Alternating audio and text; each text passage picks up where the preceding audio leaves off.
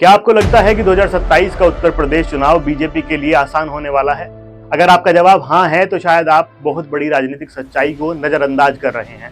क्या आपको पता है कि उत्तर प्रदेश में ऐसी दर्जनों विधानसभा सीटें हैं जहां सिर्फ 2 से 3% वोटों का अंतर पूरी सरकार का गणित बदल सकता है?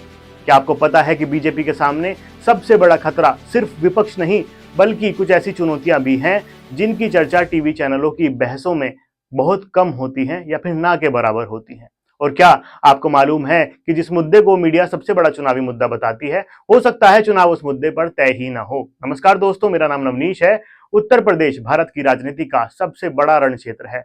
403 विधानसभा सीटें, करोड़ों मतदाता और ऐसा चुनाव जिसका असर सिर्फ लखनऊ ही नहीं बल्कि दिल्ली की सत्ता तक महसूस किया जाता है। 2017 में भारतीय जनता पार्टी ने ऐतिहासिक जीत दर्ज की, 2022 में लगातार दूसरी बार सरकार बनाई और अब सबकी निगाहें 2027 पर टिकी हैं।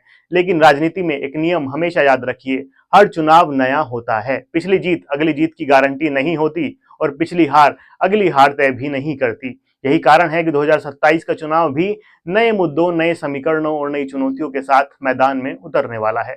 सबसे पहली चुनौती है जनता की बढ़ती उम्मीदें। जब कोई सरकार लगातार कई वर्षों तक सत्ता में रहती है तो लोग केवल सड़क, बिजली, पानी और कानून व्यवस्था की बात नहीं करते बल्कि रोजगार, उद्योग, शिक्षा, स्वास्थ्य, निवेश और भविष्य की राह तकते हैं। संभावनाओं पर भी सवाल पूछते हैं। यानी जितनी लंबी सरकार उतनी ज्यादा जवाबदेही। वहीं साथ ही दूसरी चुनौती है स्थानीय एंटी इनकम्बेंसी। कई बार नाराजगी पूरी सरकार से नहीं बल्कि स्थानीय विधायक या क्षेत्रीय नेतृत्व से होती है। किसी क्षेत्र में विकास कार्य अधूरे रह जाते हैं, कहीं जनता अपने प्रतिनिधि से असंतुष्ट होती है और विधानसभा चुनाव में यही स्थानीय मुद्दे बड़े बड़े राजनीतिक समीकरण बदल देते हैं। तीसरी चुनौती है युवा मतदाता। 2027 तक लाखों नए लोग वोटर पहली बार मतदान करेंगे।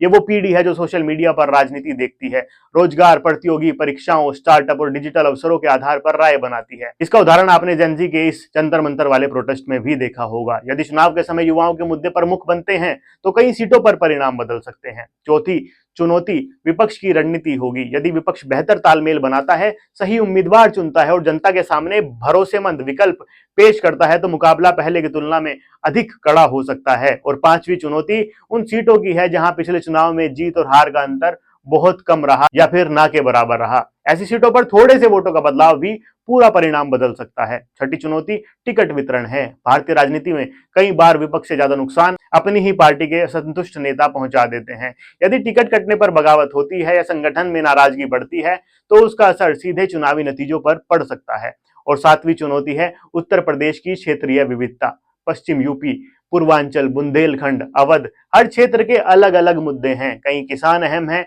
कहीं उद्योग, कहीं पलायन, कहीं सिंचाई और कहीं स्थानीय विकास। इसलिए पूरे राज्य के लिए एक जैसी रणनीति हमेशा कारगर साबित नहीं होती। आठवीं चुनौती की अगर हम बात करें तो डिजिटल राजनीति की है। आज चुनाव सिर्फ रैलियों से नहीं बल्कि यूट्यूब, इंस्टाग्राम, फेसबुक, व्हाट्सएप और एक्स जैसे प्लेटफॉर्म पर बनने वाले नैरेटिव से भी प्रभावित होते हैं। सही जानकारी और गलत जानकारी दोनों तेजी से फैलती हैं। इसलिए डिजिटल युद्ध भी चुनाव का बड़ा हिस्सा बन चुका है। नौवीं चुनौती महिला और लाभार्थी मतदाताओं की है।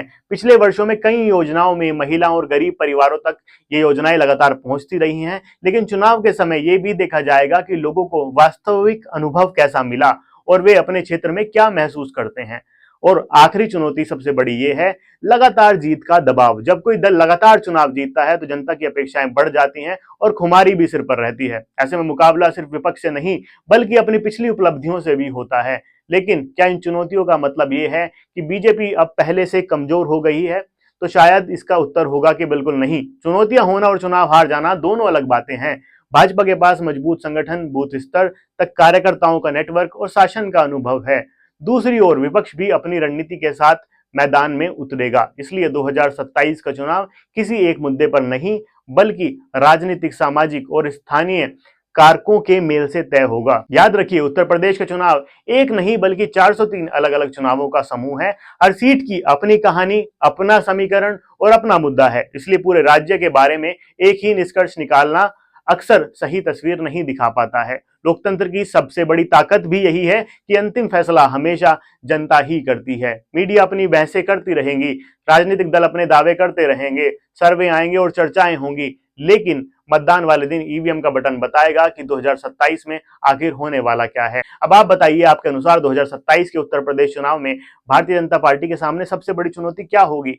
जनता की बढ़ती उम्मीदें, स्थानीय एंटी इनकम्बेंसी, रोजगार, या फिर विपक्ष की रणनीति, या कोई और मुद्दा भी सामने आ सकता है? अपनी राय कमेंट सेक्शन में जरूर बताइए। वीडियो पसंद आई हो तो वीडियो को लाइक करना, चैनल को सब्सक्राइब करना ना भूलें। अगर आपको ऐसी डेटा आधारित, तथ्यपूर्ण और संतुलित राजनीतिक विश्लेषण वाली वीडियो पसंद आती है तो इस चैनल को सब्सक्राइब जरूर कीजिए।